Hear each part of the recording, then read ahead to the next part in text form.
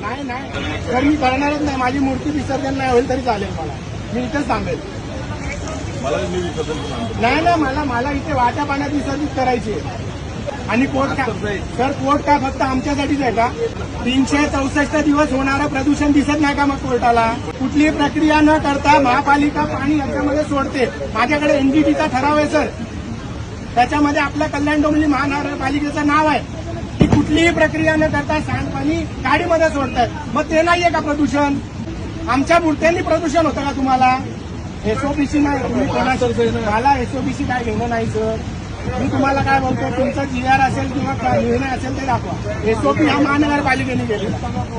ते बोलतील ना, मी माझी मूर्ती विसर्जन करणार नाही. माझी वाट्या पाण्यामध्ये माझी मूर्ती विसर्जन झाली तरच केली. आणि तुम्ही जर फोर्सफुली केलं तर मग तुम्हाला माहिती आहे काय होईल. तुम्ही आज कचऱ्याच्या गाडीतनं आमचं निर्माल्य नेताय. ही कचऱ्याची गाडी आहे की नाही सांगा मला? कचऱ्याची आहे की नाही? मग आमच्या हिंदूंच्या भावना अशा तुडवणार का तुम्ही? अशा पायाखाली तुडवणार का? कुठल्याही धर्माशी याच्याशी याची तुलना करत नाही.